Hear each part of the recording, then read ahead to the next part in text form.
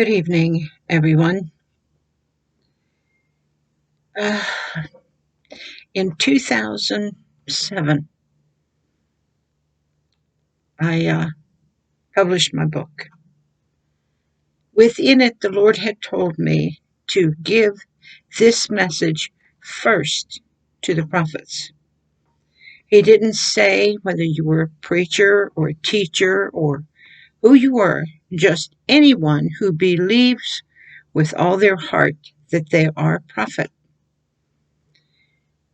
He said when he called me to the book, and I think I've explained in another video, how on Easter Sunday, I was in worship in my kitchen, and the Spirit of God came upon me in waves of favor. It's just like the wave just poured on you, and then it just subsided, and then it poured. And each time that it poured, it became stronger. And it became stronger and stronger until suddenly my physical body could not bear it any longer.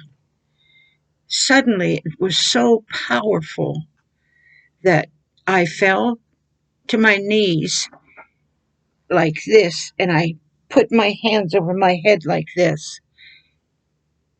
And every inch of me was terrified in the presence of the living God.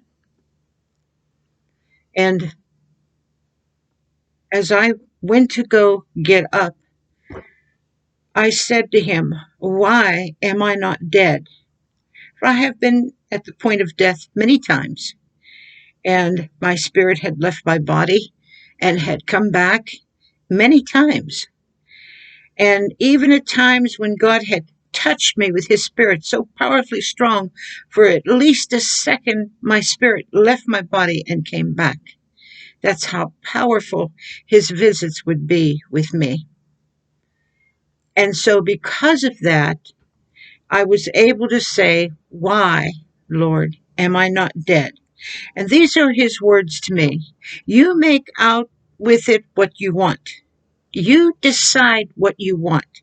But I am telling you that I know that I am encountering God.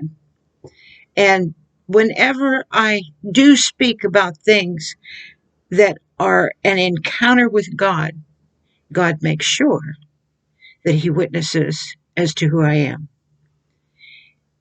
And when I said that to him, "Why am I not dead?" his words to me were, "You are no different than any of my other prophets.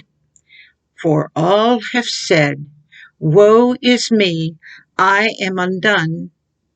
For who has seen God and lived?" He said, "I have a message to give out to my prophets. They are the first ones that I want you to give this message to." He showed me the book. He showed me the color of it. It was blue and white. He showed me the words above it. He said, "I want you to write this book." And it was called "Knowing the Terror of the Lord." Below it was, "We persuade all men," which were the words of Paul the Apostle. He said, "Just as I came upon you today, this is the way I am going to visit all of my prophets." He says, "I'm going to come within them so powerful. They're going to be in the presence of my spirit. And it is going to intensify so powerfully, they are not going to be able to bear it." And he says, "And some of them may not live through it." He says, everybody is looking for the rapture. Everybody does not understand a lot of things they are preaching and teaching. Everybody has said things according to the smallness of their human spirit and mind. He said, they are the first ones that need to be told, that need to understand that I am God. When I come upon them this way, I will say to them, "And then you will know that I am God. Much of what he put in that book, he kept warning people, and he kept on saying, and then you will know that I am God. He knew the hour that was coming upon the earth far more than I did, and how tremendously powerful that hour was going to be.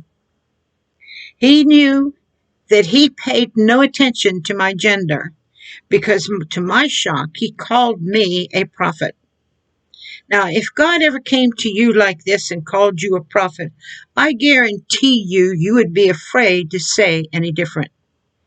It is no longer the fact that I would be afraid or anybody would be afraid to call themselves a prophet. It's a fact you would be afraid not to. For it is not man who declared this. It is not man who talked to me. It was God himself. And it was amazing to me how he held out that book and showed me. And I didn't publish it in 2000 until 2007. In 2002 was when this came to me. I can't call it a vision. I can't call it a dream.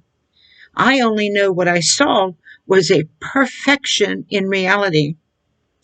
He was so real. He had visited me before when I first got saved. And when he stood before me, there was no doubt. You know, when you play with the things of God, you have to try all the spirits. Because you live in a place of doubt. You live in a place where you think you hear God, but you're not sure, so you have to check it out.